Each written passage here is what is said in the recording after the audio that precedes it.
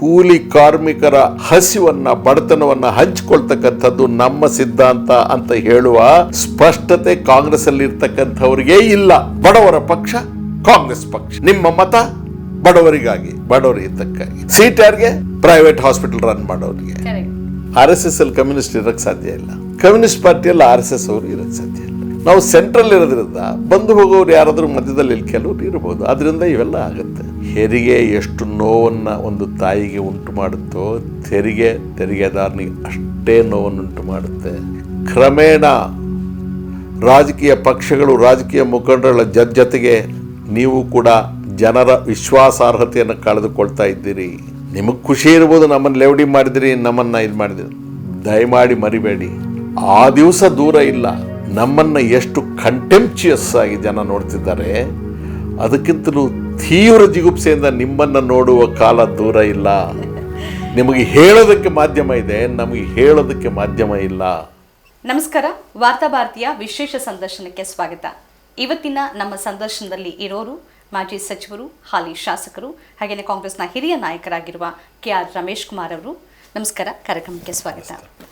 ರಮೇಶ್ ಕುಮಾರ್ ಅವರೇ, ನಮ್ಮ ಸಂದರ್ಶನವನ್ನು ಆರಂಭ ಮಾಡೋದಾದರೆ ಮೊದಲಿಗೆ ಇತ್ತೀಚಿನ ಬೆಳವಣಿಗೆ ಅಂತಂದರೆ ಎಡಪಕ್ಷಗಳಲ್ಲಿ ಗುರುತಿಸ್ಕೊಂಡಿದ್ದ ಕೆಲವರು ಯುವಕರು, ಅದು ಕನ್ನಯ್ಯ ಕುಮಾರ್ ಮತ್ತು ಜಿಗ್ನೇಶ್ ಮೇವಾನಿ ಕಾಂಗ್ರೆಸ್ಗೆ ಸೇರ್ಪಡೆಯಾಗಿದ್ದಾರೆ.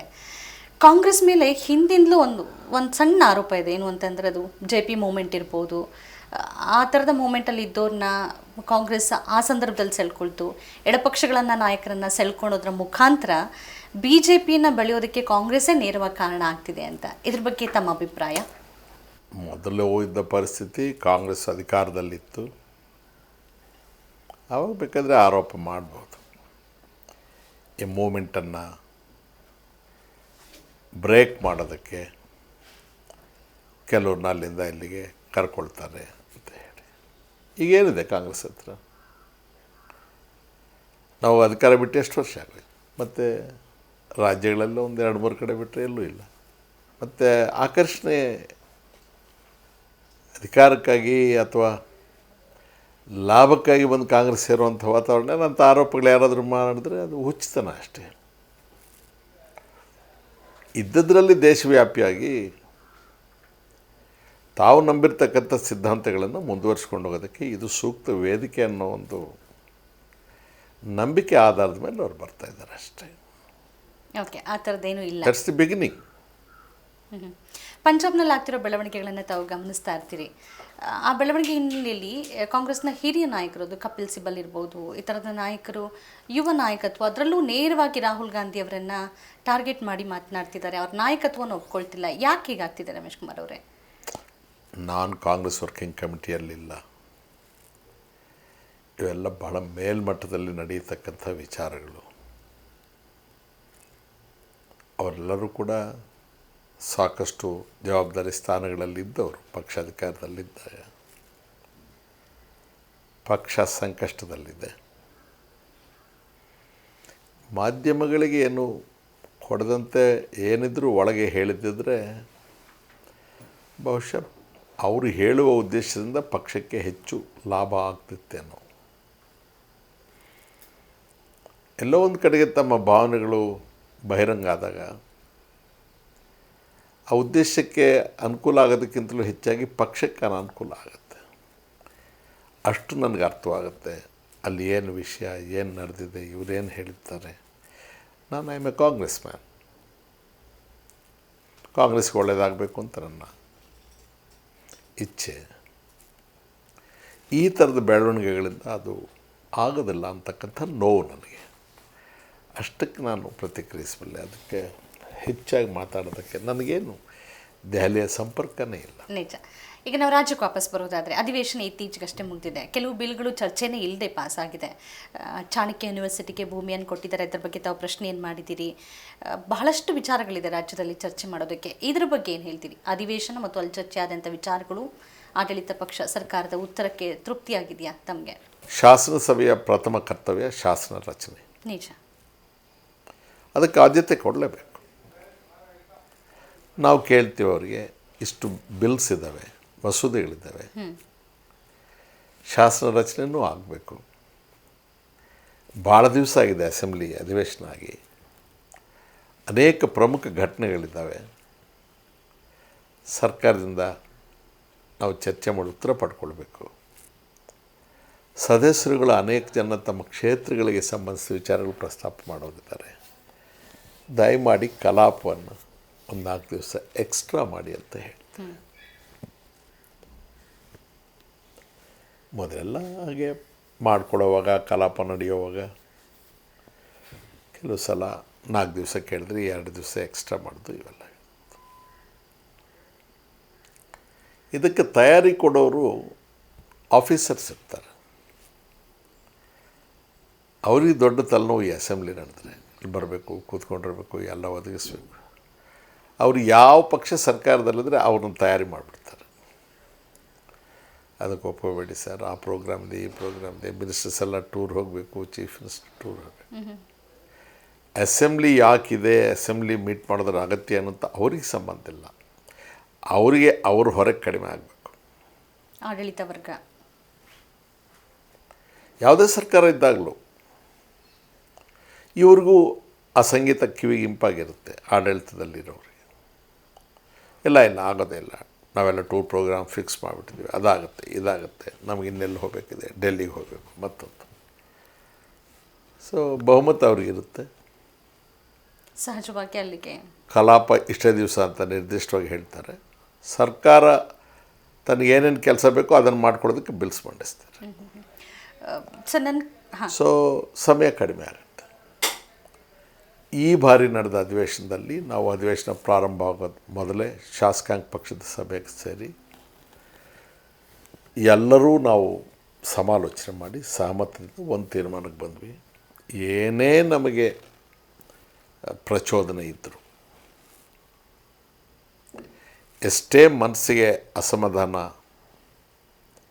ಸಣ್ಣದಾಗಿ ಅಪಮಾನ ಆದರೂ ನುಂಗ್ಕೊಳ್ಳೋಣ, ಸಾರ್ವಜನಿಕ ಹಿತ ಮುಖ್ಯ, ನಾವು ಧರಣಿ ಮಾಡಬಾರ್ದು. ಭಾಳ ಹೆಚ್ಚಂದರೆ ಪ್ರತಿಭಟನೆ ಮಾಡಿ, ಸಭಾತ್ಯಾಗ ಮಾಡಿ ವಾಪಸ್ ಬರೋಣ. ಸರಾಗವಾಗಿ ಚರ್ಚೆ ನಡಿಬೇಕು. ಇಲ್ಲದೆ ಹೋದರೆ ಜನರ ದೃಷ್ಟಿಯಲ್ಲಿ ನಾವು ಖಳನಾಯಕರಾಗಿಬಿಡ್ತೇವೆ. ಇವ್ರಿಗೇನು ಜವಾಬ್ದಾರಿನೇ ಇರೋಲ್ಲ ಅಪೋಸಿಷನವ್ರಿಗೆ. ಇಷ್ಟು ದಿವಸ ಆದಮೇಲೆ ಅಸೆಂಬ್ಲಿ ಆದರೆ ಚರ್ಚೆ ಮಾಡೋದು ಬಿಟ್ಟು ಕೂಗಾಡ್ತಾರೆ, ವೆಲ್ಲಿಗೆ ಬರ್ತಾರೆ, ಹೊಟ್ಟೋಗ್ತಾರೆ ಅಂತ ನಮಗೆ ಕೆಟ್ಟ ಹೆಸರದ್ದು. ನಾವು ಸಂಸದೀಯ ಪ್ರಜಾಪ್ರಭುತ್ವಕ್ಕೆ ಅರ್ಹರು ಹೌದೋ ಅಲ್ವೋ ಅನ್ನೋ ಅನುಮಾನ ಒಂದು ಕಡೆಗೆ, ಮತ್ತು ಅವರಿಗೆ ಭಾಳ ಕೆಲಸ ಸುಲಭ. ಹೌದು ಏನೋರು ಪರವಾಗಿದೆ, ಹೌದು ಏನೋರು ಪರವಾಗಿದೆ, ಹೌದು ಏನೋರು ಪರವಾಗಿದೆ, ಪ್ರಸ್ತಾವನೆ ಅಂಗೀಕಾರವಾಗಿದೆ, ಸಭೆ ಮುಂದೂಡಲಾಗಿದೆ. ನಾವು ಈ ಸಲ ಜವಾಬ್ದಾರಿಯುತವಾಗಿ ಆ ನಿರ್ಣಯ ತಗೊಂಡು ಮೊದಲನೇ ದಿವಸದಿಂದಲೂ ಕೂಡ ಸಹಕರಿಸ್ಕೊಂಡು ಬಂದ್ವಿ. ಆದರೆ ಅವರಿಗೆ, ಆಡಳಿತ ನಡೆಸ್ತಕ್ಕಂಥವ್ರಿಗೆ ನಮಗೂ ಒಂದು ಜವಾಬ್ದಾರಿ ಇದೆ. ಚರ್ಚೆಗೆ ಅವಕಾಶ ಕೊಡಬೇಕು, ಚರ್ಚೆ ಆಗಬೇಕು. 1-2 ದಿವಸ ಬೇಕಾದರೆ ಮುಂದುವರಿಸೋಣ. ಹೇಗಿದ್ದರೂ ಬಹುಮತ ಇದೆ, ಸರ್ಕಾರಕ್ಕೇನು ಅಪಾಯ ಇಲ್ಲ ಅನ್ನೋಷ್ಟು ಔದಾರ್ಯ ಇಲ್ಲದೆ ಹೋಯಿತು. ಸರಿ, ಈಗ ನಾವು ಅಂದರೆ ನಮ್ಮ ಅಧಿವೇಶನ ಶುರು ಆಗೋಕ್ಕಿಂತ ಮುಂಚೆ ಕೆಲವೇ ದಿನಗಳ ಮುಂಚೆ ತಮಿಳುನಾಡಿನಲ್ಲಿ ಅಧಿವೇಶನ ಆಯಿತು. ಅಲ್ಲಿ ಬಹಳ ಮುಖ್ಯವಾಗಿ ಚರ್ಚೆ ಆಗಿ ಮತ್ತು ಅಂಗೀಕಾರ ಆಗಿದ್ದಂದರೆ NEP ರಾಷ್ಟ್ರೀಯ ಶಿಕ್ಷಣ ನೀತಿ ನಾವು ಜಾರಿ ಮಾಡೋದಿಲ್ಲ ಅಂತ ಸರ್ವಾನುಮತದಿಂದ ಅವ್ರು ನಿರ್ಣಯವನ್ನು ತೆಗೆದುಕೊಂಡ್ರು, ಎಲ್ಲ ಪಕ್ಷಗಳು ಸೇರಿ. ಕರ್ನಾಟಕದಲ್ಲೂ ಅಂದರೆ ಇಡೀ ದೇಶದಲ್ಲಿ ಮೊದಲ ಬಾರಿಗೆ ಕರ್ನಾಟಕದಲ್ಲಿ ರಾಷ್ಟ್ರೀಯ ಶಿಕ್ಷಣ ನೀತಿಯನ್ನು ಜಾರಿ ಮಾಡೋದಕ್ಕೆ ಇಲ್ಲಿನ ಸರ್ಕಾರ ಹೊರಟಿದೆ. ಅದಕ್ಕೆ ತಾವು ವಿರೋಧವನ್ನು ವ್ಯಕ್ತಪಡಿಸಿದ್ದೀರಿ, ವಿರೋಧ ಪಕ್ಷವಾಗಿ. ಅದಕ್ಕೆ ಚರ್ಚೆಗೆ ಅವಕಾಶ ಬೇಕು ಅಂತ ಕೇಳಿದ್ರಿ, ಅದಕ್ಕೆ ಅವಕಾಶ ಸಿಗಲಿಲ್ಲ. ಇದ್ರ ಬಗ್ಗೆ ಏನು ಹೇಳ್ತೀರಿ? ಏನು ಹೇಳೋದಿದೆ, ಅವರು ಮೊದಲೇ ಪಾಲಿಸಿಯನ್ನು ಘೋಷಣೆ ಮಾಡಿಬಿಡ್ತಾರೆ. ವಿಧಾನಸಭೆಯಲ್ಲಿ ಚರ್ಚೆನೂ ಮಾಡೋದಿಲ್ಲ, ಚರ್ಚೆಗೆ ಅವಕಾಶನೂ ಕೊಡೋದಿಲ್ಲ. ಅದು ಅವ್ರ ಮನೋಭಾವ ತೋರಿಸುತ್ತೆ ಅಷ್ಟೇ. ಅವರಿಗೆ ಅದರಲ್ಲಿ ಎಲ್ಲ ಒಳ್ಳೆಯದೇ ಇದೆ, ಜನರ ಹಿತದೃಷ್ಟಿಯಿಂದ ಭಾಳ ಅರ್ಜೆಂಟಾಗಿ ಅದನ್ನು ನಾವು ಘೋಷಣೆ ಮಾಡಬೇಕಾಯಿತು, ಒಪ್ಕೊಂಡಿದ್ದೇವೆ ಅನ್ನೋ ತೀರ್ಮಾನ ಕೊಡಬೇಕಾಯ್ತು. ಸದನಕ್ಕೆ ಮನವರಿಕೆ ಮಾಡ್ಬೋದಲ್ವಾ ಆ ವಿಚಾರವನ್ನು. ಈಗ ಮೈಸೂರಿನ ಚಾಮುಂಡಿ ಬೆಟ್ಟದ ತಪ್ಪಲಲ್ಲಿ ಒಂದು ದುರ್ಘಟನೆ ನಡೀತು. ಸಾರ್ವಜನಿಕ ಹಿತದೃಷ್ಟಿಯಿಂದ ಅದು ಪ್ರಮುಖವಾದ ವಿಚಾರ ಅಲ್ವಾ. ಎಲ್ಲ ಪದಾರ್ಥಗಳ ಬೆಲೆ ದುಬಾರಿ ಆಗಿದೆ. ಅದು ಬದುಕಿಗೆ ಸಂಬಂಧಿಸಿದ ವಿಚಾರ ಅಲ್ವಾ? ಶಿಕ್ಷಣ ನೀತಿ ಬದುಕಿಗೆ ಸಂಬಂಧಿಸಿದ ವಿಚಾರ ಅಲ್ವಾ? ಕೊರೋನಾದಲ್ಲಿ ಆದಂತಹ ಸಾವು ನೋವುಗಳ ಬಗ್ಗೆ, ಕೊರೋನಾನ ಇವರು ಹೇಗೆ ನಿಭಾಯಿಸಿದ್ರು ಅನ್ನೋದು ಇಷ್ಟೂ ವಿಚಾರ ಇಟ್ಕೋಬೇಕು. ಬಿಲ್ಲೂ ಚರ್ಚೆ ಆಗಬೇಕು. ಅಸೆಂಬ್ಲಿ ವಿಸ್ತರಣೆ ಆಗಬಾರ್ದು. ಹೇಗೆ ಸಾಧ್ಯ ಹೇಳಿ? ಇದು ಯಾರನ್ನು ಅಪರಾಧಿ ಸ್ಥಾನದಲ್ಲಿಡುತ್ತೆ ಜನರ ಮುಂದೆ? ಭಾಳ ಒಳ್ಳೆ ಕೆಲಸ ಮಾಡಿದ್ರಿ ನನಗೆ ಇಂಟರ್ವ್ಯೂ ಕರೆದು. ಅಸೆಂಬ್ಲಿಯನ್ನು ಒಂದೆರಡು ದಿವಸಕ್ಕೆ ವಿಸ್ತರಿಸುವ ಜವಾಬ್ದಾರಿ ಅವ್ರದ್ದಿತ್ತ ನಮ್ಮದಿತ್ತ? ಅಥವಾ ಅಸೆಂಬ್ಲಿಯಲ್ಲಿ ಏನಾದರೂ ಕಲಾಪಕ್ಕೆ ನಾವು ಅಡ್ಡ ಬಂದು ಕಲಾಪಗಳಿಗೆ ಏನಾದರೂ ತೊಂದರೆ ಒಂದು ದಿವಸವೂ ಮಾಡಲಿಲ್ಲ ನಾವು. ಕಡೆ ದಿವಸ ಗತ್ಯಂತರ ಇನ್ಯಾವುದೂ ಚರ್ಚೆ ಮಾಡ್ತಾ ಇಲ್ಲ. ಚಾಣಕ್ಯ ಯೂನಿವರ್ಸಿಟಿ ನಿಜ. ಆತ್ರವಾಗಿ ಬಿಲ್ ತರ್ತೀರಿ. 4 ಬಿಲ್ಲನ್ನು ಜಂಪ್ ಮಾಡಿ ಇವತ್ತೇ ಪಾಸ್ ಆಗಬೇಕು ಅಂತ ಹೇಳ್ತೀರಿ. ಯಾವ ಅರ್ಜೆಂಟು ರಾಜ್ಯಕ್ಕಿತ್ತು? ಕರ್ನಾಟಕ ಇಂಡಸ್ಟ್ರಿಯಲ್ ಏರಿಯಾ ಡೆವಲಪ್ಮೆಂಟ್ ಬೋರ್ಡ್ನವರು ಕೈಗಾರಿಕೆಗಳನ್ನು ಸ್ಥಾಪನೆ ಮಾಡೋದಕ್ಕೆ ಅಂತ ಹೇಳಿ ರೈತರಿಂದ ಭೂಸ್ವಾಧೀನ ಮಾಡಿಕೊಂಡು 175 ಕೋಟಿ ರೂಪಾಯಿಗಳನ್ನು ರೈತರಿಗೆ ಕೊಟ್ಟು ಅದನ್ನು ಚಾಣಕ್ಯ ಯೂನಿವರ್ಸಿಟಿ ಅನ್ನೋರಿಗೆ 50 ಕೋಟಿ ಕೊಟ್ಬಿಡ್ತೀರಿ. ಆ ಯೂನಿವರ್ಸಿಟಿಗೆ ಅನುಮೋದನೆ ಕೊಡಬೇಕು ಅಂತ ಹೇಳ್ತೀರಿ. ಒಂದು ಯೂನಿವರ್ಸಿಟಿಗೆ ಅನುಮೋದನೆ ಕೊಡಬೇಕಾಗಿದ್ರೆ ಅವ್ರು ಏನು ಶಿಕ್ಷಣ ಸಂಸ್ಥೆಗಳನ್ನ ನಡೆಸ್ತಾ ಇದ್ದಾರೆ, ಅವ್ರಿಗೇನು ಅನುಭವ ಇದೆ, ಇದರ ಅಗತ್ಯ ಅವ್ರಿಗಿದೆಯಾ? ಸರ್ಕಾರ ಅಷ್ಟು ದೊಡ್ಡ ಪ್ರಮಾಣದ ಹಣವನ್ನು ಖೋತ ಮಾಡಿಕೊಂಡು ಈಗಿರೋ ಕಷ್ಟದಲ್ಲಿ ಕೊಡ್ತಕ್ಕಂಥ ಅಗತ್ಯತೆ ಏನಿದೆ? ವೆಂಟಿಲೇಟರ್ಗೆ ದುಡ್ಡಿಲ್ಲ, ಬೆಡ್ಡಿಗೆ ದುಡ್ಡಿಲ್ಲ, ರೆಮಿಡಿಸಿವಿಯರ್ಗೆ ದುಡ್ಡಿಲ್ಲ. 175 ಕೋಟಿ ಕೊಟ್ಟು ತಗೊಂಡು ಜಮೀನನ್ನು 50 ಕೋಟಿ ಕೊಡ್ತೀರಿ. ಅವ್ರಿಗೆ ಯಾವ ಒಂದು ಅಂಗನವಾಡಿಯನ್ನು ನಡೆಸಿದ ಅನುಭವವೂ ಅವ್ರಿಗಿಲ್ಲ. ಮತ್ತು ಆ ಬಿಲ್ಲನ್ನು 4-5 ಬಿಲ್ಲು ಅದರ ಮೇಲಿರ್ತಕ್ಕಂಥದ್ದು ತೆಗೆದು ಅದನ್ನು ತಗೋಬೇಕು ಅಂತ ಹೇಳ್ತೀರಿ. ಇದಾಗಲೇಬೇಕು ಅಂತ ಹೇಳಿ ಸಭಾಧ್ಯಕ್ಷರು ಹೇಳ್ತಾರೆ. ಯಾರಿಗೆ ಅರ್ಥವಾಗೋದಿಲ್ಲ. ಕರೆಕ್ಟ್. ಇಷ್ಟೆಲ್ಲ ಇದನ್ನೇ ನಾವು ಸ್ಥಾಪಿತ ಹಿತಾಸಕ್ತಿ ಅಂತ ಹೇಳೋದು. ವೆಸ್ಟೆಡ್ ಇಂಟ್ರೆಸ್ಟ್ ಅಂತ ಹೇಳೋದು ಇದನ್ನೇ. What is the vested interest? RSS ಹೇಳ್ತಾರೆ, ಎದೆ ತಟ್ಕೊಂಡು ಹೇಳ್ತಾರೆ, ಹೌದು ನಾವು RSS, ನಮಗದ್ರ ಬಗ್ಗೆ ಹೆಮ್ಮೆ, ಇದು ನಮ್ಮ ನೀತಿ. ಇನ್ನು ನಾವು ಏನು ಮಾಡೋದಿದೆ? ಇಡೀ ಪ್ರಜಾಸತ್ತೆಯ ಅವಲಂಬಿಕೆ ಸಂಖ್ಯಾಬಲದ ಮೇಲಿರುತ್ತೆ. ಜನಾದೇಶದಂತೆ ನಿಮಗೆ ಆ ಮ್ಯಾಜಿಕ್ ನಂಬರ್ 113 ಸಿಕ್ಕಿದೆಯೋ, ತಂತ್ರಗಾರಿಕೆಯ ಫಲದಿಂದ ನಿಮಗೆ 13 ಮ್ಯಾಜಿಕ್ ಸಂಖ್ಯೆ ಸಿಕ್ಕಿದೆಯೋ ರಾಜ್ಯದ ಜನರಿಗೆ ಗೊತ್ತಿದೆ. ಜನಾದೇಶ ಇಲ್ಲದಾಗ್ಯೂ ಇಂತಹ ಪ್ರಮುಖ ವಿಚಾರಗಳನ್ನು ವ್ಯವಸ್ಥಿತವಾಗಿ ಕಾನೂನಿನ ಚೌಕಟ್ಟಿನಲ್ಲೇ ಅವಕಾಶ ವಂಚನೆ ಮಾಡಿ ಚರ್ಚೆ ಮಾಡೋದಕ್ಕೆ ಪಾಸ್ ಮಾಡ್ಕೊಳ್ತಿರಲ್ಲ, ಇತಿಹಾಸ ನಿಮ್ಮನ್ನು ಕ್ಷಮಿಸೋದಿಲ್ಲ. ಸರಿ, ತಾವು RSS ಬಗ್ಗೆ ಪ್ರಸ್ತಾಪ ಮಾಡಿರೋದ್ರಿಂದ ಇದ್ರ ಬಗ್ಗೆ ನಾವು ವಿಸ್ತೃತವಾಗಿ ನಿಮ್ಮ ಜೊತೆ ಮಾತಾಡಬೇಕು ಅಂತಿದ್ವಿ. ರಾಹುಲ್ ಗಾಂಧಿ ಕೆಲವು ದಿನಗಳ ಹಿಂದೆ ಒಂದು ಹೇಳಿಕೆ ಕೊಟ್ಟರು. ಕಾಂಗ್ರೆಸ್ನ ಒಳಗೆ RSS ಮನಸ್ಥಿತಿಯ ಅನೇಕರಿದ್ದಾರೆ, ಅವರೆಲ್ಲರೂ ಪಕ್ಷ ಬಿಟ್ಟು ಹೋದರೆ ಕಾಂಗ್ರೆಸ್ ಒಂದು ಹದಕ್ಕೆ ಬರುತ್ತೆ ಅನ್ನೋ ರೀತಿಯ ಹೇಳಿಕೆಯನ್ನು ಅವರು ಕೊಟ್ಟರು. ಗೊತ್ತಿಲ್ಲ, ನಾನು ಹೇಳಿದಲ್ಲ, ರಾಹುಲ್ ಗಾಂಧಿಯವರು ಅಖಿಲ ಭಾರತ ಕಾಂಗ್ರೆಸ್ ಸಮಿತಿಯ ಅಧ್ಯಕ್ಷರು, ನಮ್ಮ ಪಕ್ಷದ ಶ್ರೇಷ್ಠ ನಾಯಕರು. ನಾನು ಒಂದು ರಾಜ್ಯ ಮಟ್ಟದಲ್ಲಿ ಒಂದು 6 ಬಾರಿ ಚುನಾವಣೆಗೆ ಗೆದ್ದಿದ್ದೇನೆ, ಒಬ್ಬ ಶಾಸಕ ಅಂತ ಹೇಳಿ ತಾವೆಲ್ಲ ಗೌರವದಿಂದ ಹಿರಿಯ ಶಾಸಕ ಅಂತ ಸಂಬೋಧಿಸೋದು ಬಿಟ್ಟರೆ, ಅವರು ಯಾವ ಸನ್ನಿವೇಶದಲ್ಲಿ ಯಾಕೆ ಒಂದು ಮಾತು ಹೇಳಿರ್ತಾರೆ ಅನ್ನೋದು ನಮಗೆ ಗೊತ್ತಿರೋದಿಲ್ಲ. ಸರಿ, ಆದರೆ ಅವ್ರಿಗೇನೋ ಒಂದು ಖಚಿತವಾದಂಥ ಅನಿಸಿಕೆ ಇರಬೇಕು. ಕರೆಕ್ಟ್ ರಮೇಶ್ ಕುಮಾರ್ ಅವರೇ, ನಿಮಗೆ ನೆನಪಿರ್ಬೋದು ನಿಮ್ಮ ಸರ್ಕಾರ ಇದ್ದ ಸಂದರ್ಭದಲ್ಲಿ ಮೌಢ್ಯ ಪ್ರತಿಬಂಧಕ ನಿಷೇಧ ಕಾಯ್ದೆಯನ್ನು ತರಕ್ಕೆ ಹೊರಟ್ರಿ ತಾವು.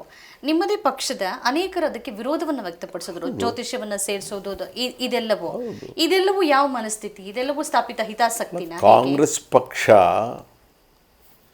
ಲೆಫ್ಟು ಅಲ್ಲ, ರೈಟು ಅಲ್ಲ, ನಿಜ. ಸೆಂಟರ್ನಲ್ಲಿ ಸ್ವಲ್ಪ ಲೆಫ್ಟ್ ಹಿಂಗೆ ಬಂದೋಗಿರುತ್ತೆ, ಸ್ವಲ್ಪ ರೈಟ್ ಹಂಗೆ ಬಂದೋಗಿರುತ್ತೆ. ಲೆಫ್ಟ್ನಲ್ಲಿ ಲೆಫ್ಟೇ, ರೈಟ್ನಲ್ಲಿ ರೈಟೇ. RSS ಅಲ್ಲಿ ಕಮ್ಯುನಿಸ್ಟ್ ಇರೋಕ್ಕೆ ಸಾಧ್ಯ ಇಲ್ಲ, ಕಮ್ಯುನಿಸ್ಟ್ ಪಾರ್ಟಿಯಲ್ಲಿ RSS ಅವರು ಇರೋಕ್ಕೆ ಸಾಧ್ಯ ಇಲ್ಲ. ನಾವು ಸೆಂಟ್ರಲ್ ಇರೋದ್ರಿಂದ ಬಂದು ಹೋಗೋರು ಯಾರಾದರೂ ಮಧ್ಯದಲ್ಲಿ ಇಲ್ಲಿ ಕೆಲವರು ಇರ್ಬೋದು, ಅದರಿಂದ ಇವೆಲ್ಲ ಆಗುತ್ತೆ. ಕಮ್ಯುನಿಸ್ಟರು ಬರ್ತಾರೆ ಈ ಕಡೆ, BJP ಅವರು ಬರ್ತಾರೆ ಮಧ್ಯದಲ್ಲಿ, ಬಂದು ಹೋಗೋ ದಾರಿ ಅಲ್ವಾ ಇದು, ಸೆಂಟ್ರಲ್ವಾ. ಓಕೆ. ಹಾಗಾಗಿ ನೀವು ಹೇಳ್ದಂಗೆ ಕೆಲವು ವಿಚಾರಗಳಲ್ಲಿ ಕನ್ಫ್ಯೂಷನ್ ಇರುತ್ತೆ. ಸೊ ನಾನೇನು ನಿರಾಕರಣೆ ಮಾಡೋದಿಲ್ಲ. ಸರಿ, ಈಗ ತಾವಾಗಲೇ ಮಾತಾಡ್ತಾ ಹೇಳಿದ್ರಿ, ಅಂದರೆ ಚರ್ಚೆ ಮಾಡಲೇಬೇಕಾದಂಥ ಅನೇಕ ವಿಚಾರಗಳಿತ್ತು ಅಂತ. ಸದನದ ಒಳಗೆ ಅದಕ್ಕೆ ಅವಕಾಶ ಸಿಗಲಿಲ್ಲ. ಬೆಲೆಗೆ ಏರಿಕೆ ಇರ್ಬೋದು, ಪೆಟ್ರೋಲ್ ಡೀಸೆಲ್ ಬೆಲೆ ಏರಿಕೆ, ರೈತರ ಸಮಸ್ಯೆಗಳು, ಈ ಥರದ ಹಲವಾರು ಸಮಸ್ಯೆಗಳಿದೆ, ಜ್ವಲಂತ ಸಮಸ್ಯೆಗಳು. ಅದನ್ನು ಜನರಿಗೆ ಸರಿಯಾದ ರೀತಿಯಲ್ಲಿ ಮುಟ್ಟಿಸೋದಕ್ಕೆ ಕಾಂಗ್ರೆಸ್ಸು ಸಾಧ್ಯ ಆಗ್ತಿಲ್ಲ. ಯಾಕೆ ಆಗ್ತಾ ಇಲ್ಲ ರಮೇಶ್ ಕುಮಾರ್ ಅವರು? ಏನು ಸಮಸ್ಯೆ ಅಂತ ಅನ್ಸುತ್ತೆ? ನಮ್ಮ ಜನಜೀವನದ ಪ್ರಕ್ರಿಯೆಯಲ್ಲೇ ಬಹಳ ಬದಲಾವಣೆಗಳಾಗಿದ್ದಾವೆ. ನಾನು ಬೆಲೆ ಏರಿಕೆಯ ವಿಚಾರವನ್ನು ವಿಧಾನಸಭೆಯಲ್ಲಿ ಪ್ರಸ್ತಾವನೆ ಮಾಡಿದಾಗ ಹೇಳಿದೆ, ನಾನು ಬೆಂಗಳೂರಿಗೆ ಹೈಸ್ಕೂಲ್ ಓದೋದಕ್ಕೆ 1962 ಇಸ್ವಿಯಲ್ಲಿ ಬಂದಾಗ ಬೆಂಗಳೂರಿನಲ್ಲಿ ಸೈಕಲ್ ಟ್ಯಾಕ್ಸ್ ಅಂತ ಹಾಕಿದರು. ಸೈಕಲ್ ಪಾರ್ಕ್ ಮಾಡೋದಕ್ಕೆ 4 ಆಣೆ ತೆರಿಗೆ ಹಾಕಿದ್ರು, 25 ನಯಾ ಪೈಸಾ. 40ರ ದಶಕದಲ್ಲಿ, 62 ಇಸ್ವಿ. 62. ಹಾಂ. ನಾನು ಆಗ್ತಾನೆ ಬೆಂಗಳೂರಿಗೆ ಹೈಸ್ಕೂಲ್ ಓದಕ್ಕೆ ಬಂದಿದ್ದೆ. KM ನಾಗಣ್ಣವರು ಅಂತ ಬೆಂಗಳೂರಿನ ಮೇಯರ್ ಆಗಿದ್ದರು, ಚಿಕ್ಕಪೇಟೆ MLA ಆಗಿದ್ದರು, ವಾಟಾಳ್ರು ಅವರೆಲ್ಲ ಅವ್ರ ಜೊತೆಗಿದ್ದರು. ಪೌರ ಸಮಿತಿ ಅಂತ ಮಾಡಿದ್ರು ಬ್ಯಾಂಗ್ಳೂರಲ್ಲಿ. ಆವಾಗ ಸಾಮಾನ್ಯ ಮನುಷ್ಯನ ವಾಹನ ಅಂದರೆ ಸೈಕಲ್. ಮೋಟರ್ ಸೈಕಲು, ಸ್ಕೂಟ್ರ್ ಇದ್ದದ್ದು ಭಾಳ ಅಪರೂಪ. ಸಾಮಾನ್ಯ ಮನುಷ್ಯನಿಗೆ 4 ಆಣೆ ತೆರಿಗೆ ಜಾಸ್ತಿ ಆಗುತ್ತೆ ಅಂತ ಹೇಳಿ ಇಡೀ ನಾಗರಿಕರು ಆ ಹೋರಾಟದಲ್ಲಿ ಪಾಲ್ಗೊಳ್ತಾರೆ. ತೆರಿಗೆ ಎಷ್ಟು ಹಾಕಿದ್ದು? 4 ಆಣೆ. 25 ಪೈಸೆ. ಭಾಗವಹಿಸೋರು ಯಾರು? ಇಡೀ ನಾಗರಿಕರು ಭಾಗವಹಿಸ್ತಾರೆ. ಗುಂಡೂರಾಯರು ಮುಖ್ಯಮಂತ್ರಿಗಳಾಗಿದ್ದಾಗ ಸರ್ಕಾರಿ ಆಸ್ಪತ್ರೆಗಳಿಗೆ ಹೋದಾಗ ಆ OPD ಹೊರರೋಗಿಗಳ ಚೀಟಿ ಬರೆಸ್ತೀವಲ್ಲ, ಅದು 8 ಆಣೆ ಇತ್ತು. 1 ರೂಪಾಯಿ ಮಾಡಿದ್ರು. ರಾಮ ರಾಮ ರಾಮ, ದೊಡ್ಡ ಗದ್ದಲ, ಅಸೆಂಬ್ಲಿಯಲ್ಲಿ ಗಲಾಟೆ, ಹೊರಗಡೆ ಗಲಾಟೆ. ತೆಗೆದ್ರ ಕಡೆಗೆ 62ರಲ್ಲಿ ಆಗಿತ್ತು, 80ರಲ್ಲಿ 83ರಲ್ಲಿ ಆಗಿತ್ತು. ಇವತ್ತು 100 ರೂಪಾಯಿ ಡೀಸೆಲ್ ಆದರೂ ಗಾಡಿ ನಿಲ್ಲಿಸ್ತೀರಿ, ಡರ್ ಅಂತ ಹಾಕಿಸ್ಕೊಳ್ತೀರಿ, ಹೋಗ್ತಾ ಇರ್ತೀರಿ ನಿಮ್ಮ ಪಾಡಿಗೆ ನೀವು, ನಮ್ಮ ಪಾಡಿಗೆ ನಾವು. ಯಾವುದೇ ರಾಜಕೀಯ ಪಕ್ಷ ಬಟ್ ಸಂಕೀರ್ಣ ಅನ್ಸೋದಿಲ್ವಾ ನಿಮಗೆ? ಅಂದರೆ ಉದ್ಯೋಗ ನಷ್ಟ ಆಗಿದೆ, ವರಮಾನ ಇಲ್ಲ. ಕರೆಕ್ಟೇ. ಜನ ಸ್ಪಂದನೆ ಕೂಡ ಇಂಥ ವಿಚಾರಗಳಾದಾಗ, ನಿಮಗೆ ಪ್ರೋತ್ಸಾಹದಾಯಕ ರೀತಿಯಲ್ಲಿ ಸಿಕ್ಕಿದಾಗ ಸಂಘಟನೆಗಳು ಮುಂದೆ ಬರುತ್ತೆ, ಹೋರಾಟಗಳಾಗುತ್ತೆ, ಜನ ಪಾಲ್ಗೊಳ್ತಾರೆ, ಜನಾಭಿಪ್ರಾಯ ರೂಪುಗೊಳ್ಳುತ್ತೆ. ಈಗ ಸಂಘಟನೆಗಳಿಗೆ ಅವಕಾಶ ಕಡಿಮೆ, ಜನ ಬಂದು ಭಾಗವಹಿಸೋದಂತೂ ತೀರಾ ಕಡಿಮೆ. ಫಲಾನುಭವಿಗಳವರೇ ನಾಳೆ.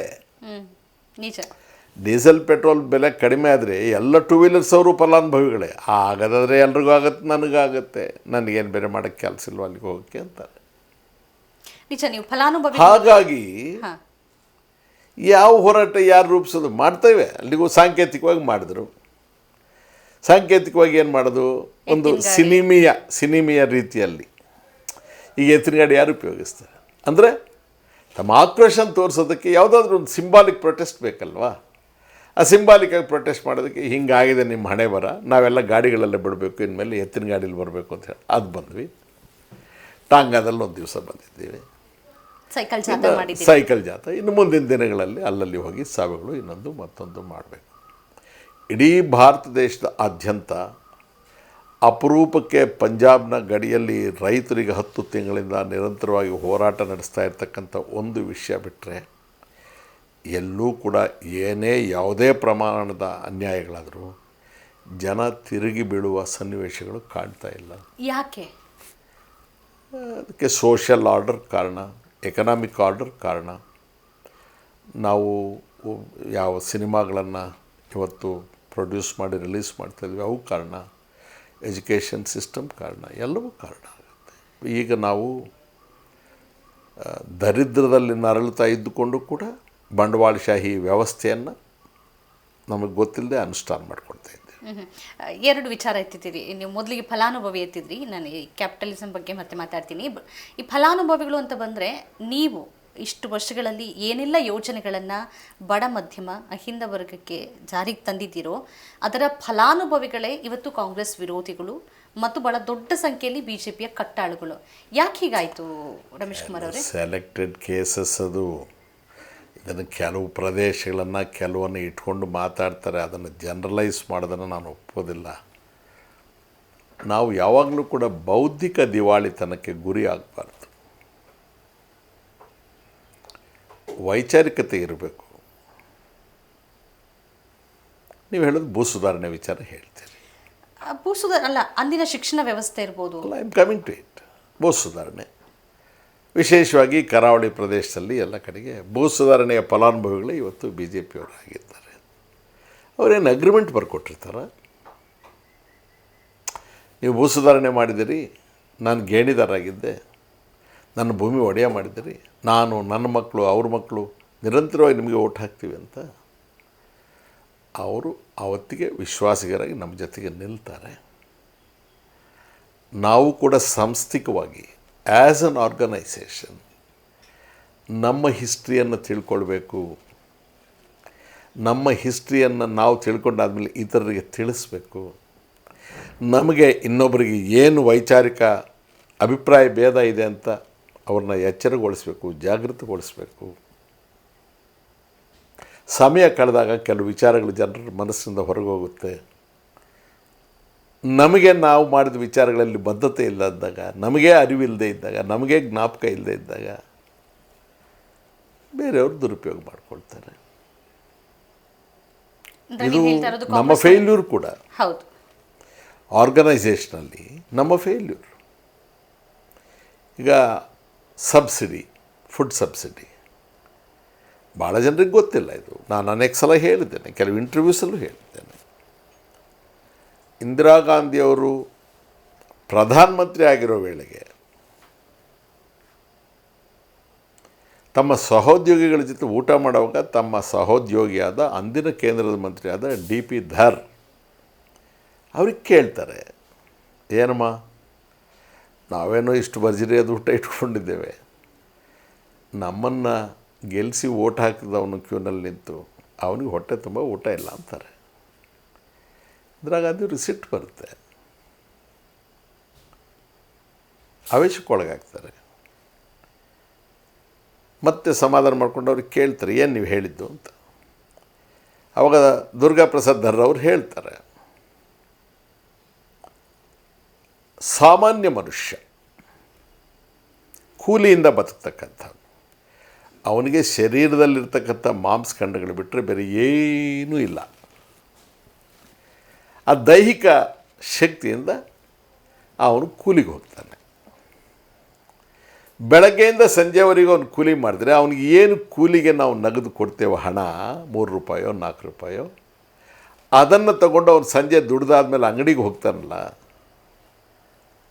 ಆ ದಿನಸಿ ಪದಾರ್ಥಗಳ ಬೆಲೆ ಏನಿದೆ ಅವನಿಗೆ ಎಟ್ಕೋದಿಲ್ಲ. ಇವನಲ್ಲಿರೋ ಹಣಕ್ಕೆ, ಕೂಲಿ ಮಾಡಿ ಪಡೆದಿರೋ ಹಣಕ್ಕೆ ಅವುಗಳನ್ನು ಕೊಳ್ಳುವ ಶಕ್ತಿ ಇಲ್ಲ. ಹಾಗಾಗಿ ಇವನಿಗೆ ಹಸಿವು ಎಷ್ಟಿದೆ ಅಷ್ಟನ್ನು ಕೊಂಡು ತಂದು ತಾನು ತನ್ನ ಕುಟುಂಬದವರು ತಿನ್ನೋಕ್ಕಾಗೋದಿಲ್ಲ. ದಿಸ್ ಇಸ್ ಫ್ಯಾಕ್ಟ್ ಅಂತ ಹೇಳ್ತಾರೆ. ಆಗ ಇಂದಿರಾ ಗಾಂಧಿಯವ್ರಿಗೆ ಅದು ಮನಸ್ಸಿಗೆ ಹಿಡಿಸಿ, ಕೂಲಿಯಿಂದ ಜೀವನ ಮಾಡ್ತಕ್ಕಂಥವನು, ದುರ್ಬಲ ವರ್ಗದವನು, ಆರ್ಥಿಕ ದುರ್ಬಲತೆಗೆ ಒಳಗಾಗಿರ್ತಕ್ಕಂಥವನಿಗೆ ಮಿನಿಮಮ್ ಹೊಟ್ಟೆ ತುಂಬ ಊಟ ಕೊಡಬೇಕು ಅನ್ನೋವಾಗ ಪರ್ಚೇಸಿಂಗ್ ಪವರ್ ಕೊಡಬೇಕು ಅವನಿಗೆ. ಆ ಕೂಲಿಯ ಹಣಕ್ಕೆ ಏನು ಶಾರ್ಟೇಜ್ ಬೀಳ್ತಾ ಇತ್ತು ಅವನು ಹೊಟ್ಟೆ ತುಂಬ ದವಸ ಧಾನ್ಯ ಕೊಂಡು ತಿನ್ನೋದಕ್ಕೆ, ಅದನ್ನು ಕೊಡ್ತಾರೆ. ಅದೇ ಸಬ್ಸಿಡಿ, ಸಹಾಯಧನ. ಆದರೆ ಕಾಂಗ್ರೆಸ್ನವರಿಗೆ ಅನೇಕ ಜನರಿಗೆ ಇದೇ ಗೊತ್ತಿಲ್ಲ. ಸಹಾಯಧನದಿಂದ ಪಡ್ಕೊಳ್ಳೋ ಬೆನಿಫಿಟನ್ನು ಆ ಪಾರ್ಟಿಗೆ ಓಟ್ ಹಾಕೋರು ತಗೊಳ್ತಾರೆ, ಈ ಪಾರ್ಟಿಗೆ ಓಟ್ ಹಾಕಿ ಯಾರೋ ಒಬ್ಬರಿಗೆ ಫೇರ್ ಪ್ರೈಸ್ ಕಾರ್ಮಿಕರ ಹಸಿವನ್ನು ಬಡತನವನ್ನು ಹಂಚಿಕೊಳ್ತಕ್ಕಂಥದ್ದು ನಮ್ಮ ಸಿದ್ಧಾಂತ ಅಂತ ಹೇಳುವ ಸ್ಪಷ್ಟತೆ ಕಾಂಗ್ರೆಸ್ ಕಾರ್ಮಿಕರಿಗೆ ಇಲ್ಲ. ಹಸಿವನ್ನು ಬಡತನವನ್ನು ಹಂಚಿಕೊಳ್ತಕ್ಕಂಥದ್ದು ನಮ್ಮ ಸಿದ್ಧಾಂತ ಅಂತ ಹೇಳುವ ಸ್ಪಷ್ಟತೆ ಕಾಂಗ್ರೆಸ್ಸಲ್ಲಿರ್ತಕ್ಕಂಥವ್ರಿಗೆ ಇಲ್ಲ.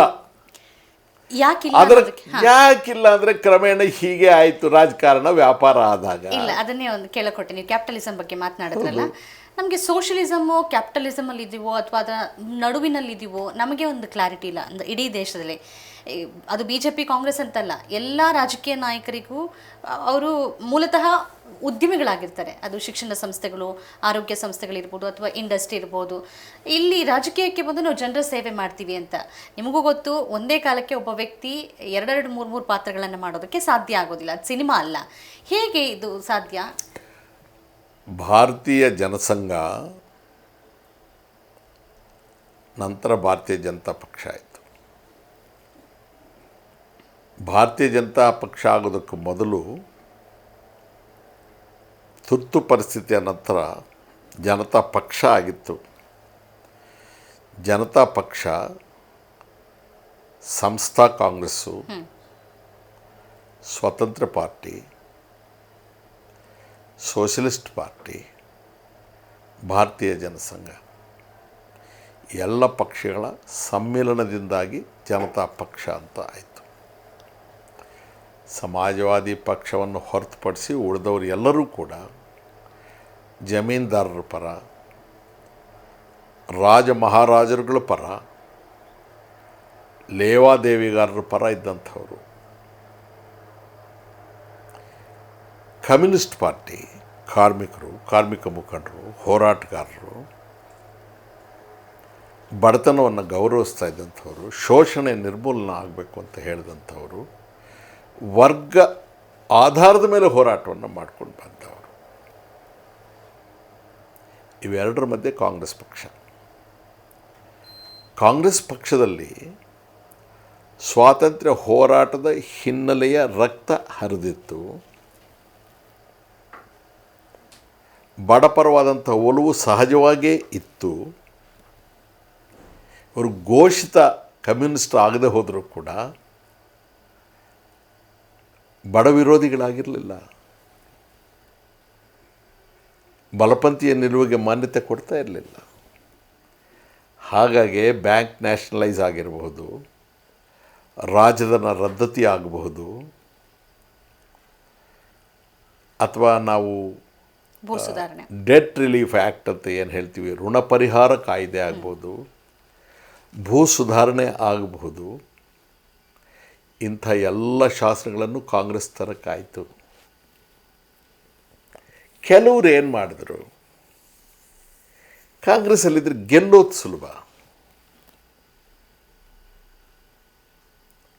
ಕಾಂಗ್ರೆಸ್ ಅಂತ ಹೇಳಿದ್ರೆ ಸಿಂಬಲ್ ನೋಡಿದ ತಕ್ಷಣ ಒಂದಷ್ಟು ಜನ ಕಣ್ಣು ಮುಚ್ಕೊಂಡೋಗಿ ಕಾಂಗ್ರೆಸ್ಗೆ ಮತ ಹಾಕ್ತಿದ್ರು. So easy. ಅದ್ರ ಜೊತೆಗೆ ಇನ್ನೊಂದು ಸ್ವಲ್ಪ ಅಡ್ಜಸ್ಟ್ ಮಾಡಿಕೊಟ್ರೆ ಗೆಲ್ಲೋದು ಸುಲಭ.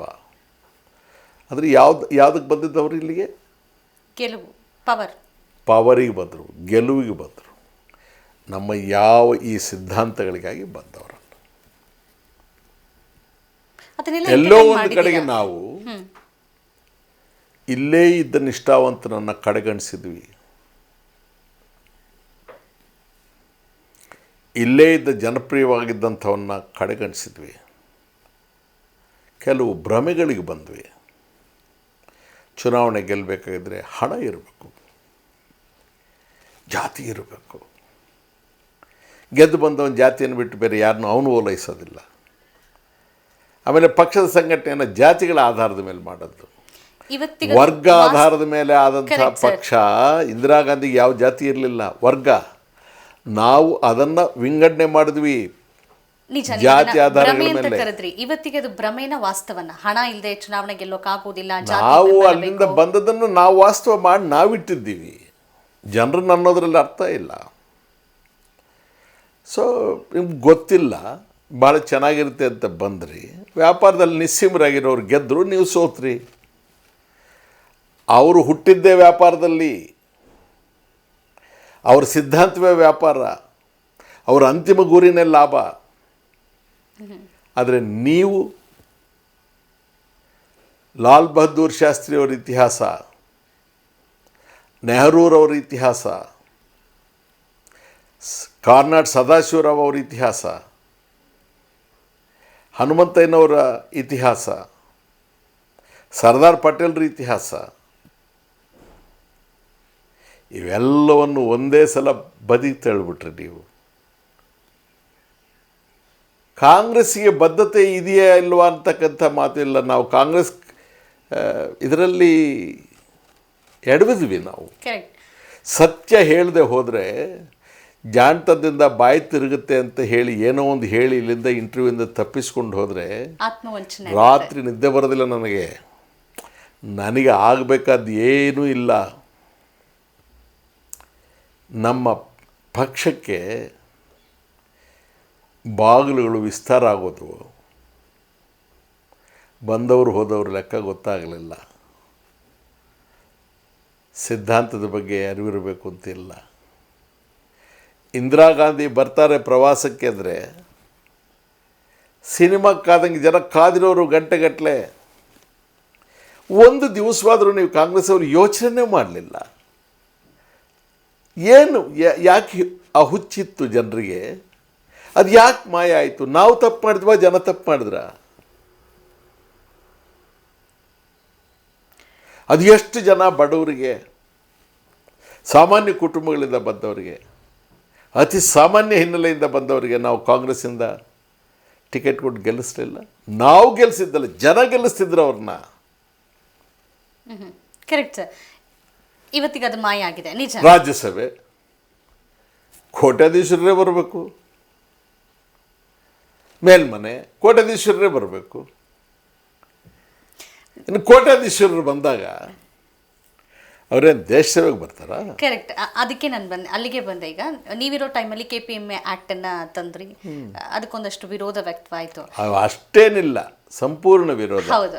ನನ್ನ ಪ್ರಶ್ನೆ ಕಾಳಜಿ ಏನು ಅಂತಂದರೆ, ನೀವು ಶಿಕ್ಷಣ ಇರ್ಬೋದು, ಆರೋಗ್ಯ ಇರ್ಬೋದು, ಅದು ಜನರಿಗೆ ಸಿಗಬೇಕು. ನಮಗೆ ಒಂದು ರಿಪೋರ್ಟ್ ಇದೆ, ನಮ್ಮ ಬಡ ಮಧ್ಯಮ ವರ್ಗದವರು ಸುಮಾರು 60 ಅವರ ದುಡಿಮೆಯ 60% ಹೆಚ್ಚನ್ನು ಶಿಕ್ಷಣ ಮತ್ತು ಆರೋಗ್ಯಕ್ಕೆ ಕಳೀತಾರೆ ಅಂತ, ಇನ್ನು ಟ್ಯಾಕ್ಸ್ ರೂಪದಲ್ಲಿ ಕಳೀತಾರೆ.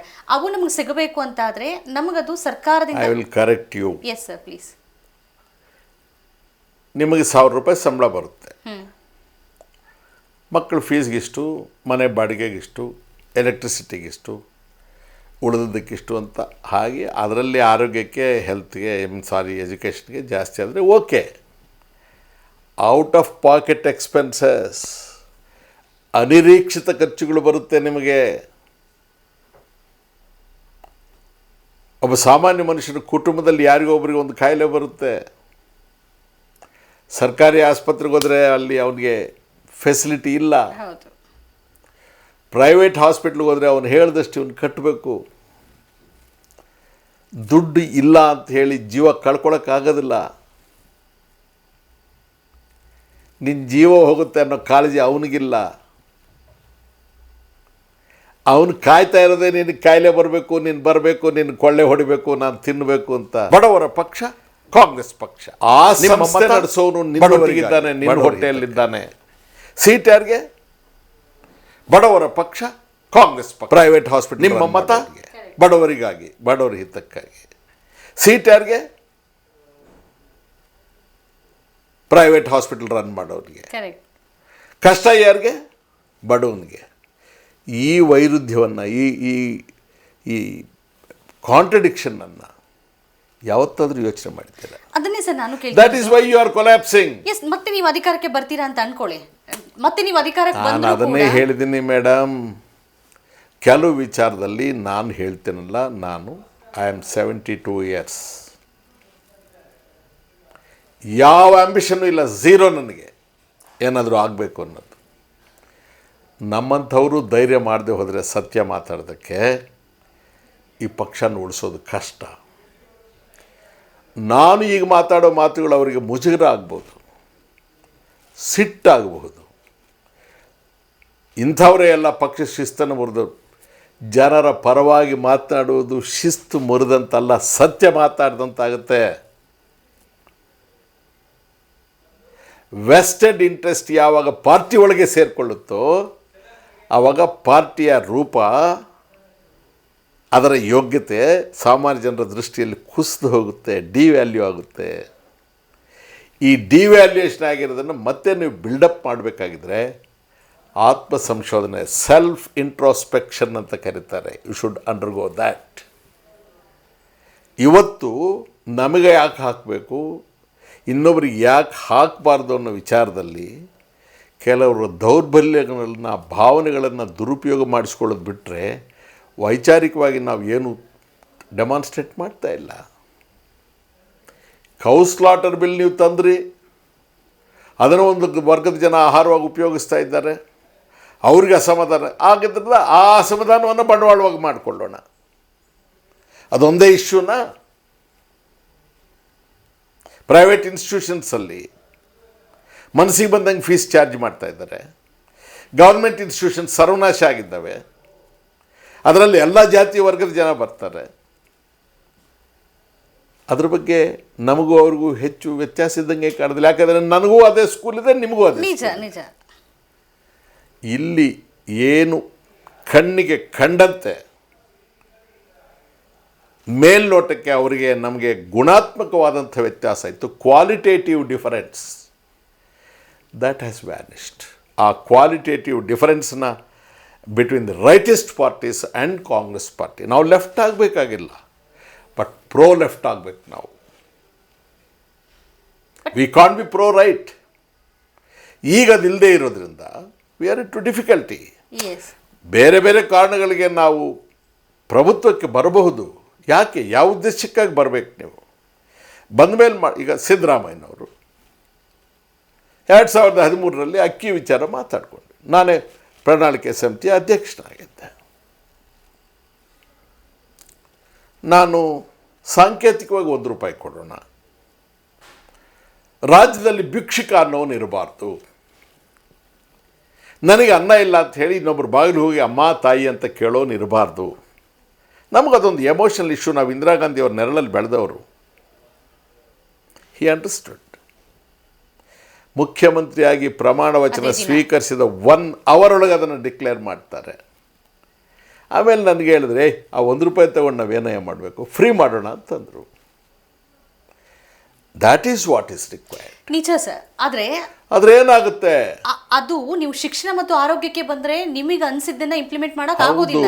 ಸಿದ್ದರಾಮಯ್ಯ ಮಾಡಬೇಕು.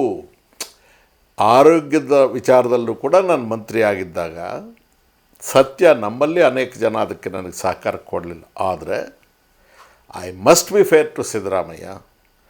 ಸಿದ್ದರಾಮಯ್ಯನವರು ಮುಖ್ಯಮಂತ್ರಿಯಾಗಿ ನಾನು ಅವ್ರ ಸಚಿವ ಸಂಪುಟದಲ್ಲಿ ಸಹೋದ್ಯೋಗಿಯಾಗಿ ಇದ್ದುಕೊಂಡು ಅವರ ಪ್ರೋತ್ಸಾಹ ಇಲ್ಲದೇ ಇದ್ದಿದ್ದರೆ, ಅವರ ಬೆಂಬಲ ನನಗಿಲ್ಲದೇ ಇದ್ದಿದ್ದರೆ ನಾನು ಅಸೆಂಬ್ಲಿಯಲ್ಲಿ ಅದನ್ನು ಪಾಸ್ ಮಾಡೋಕ್ಕಾಗ್ತಾ ಇರಲಿಲ್ಲ.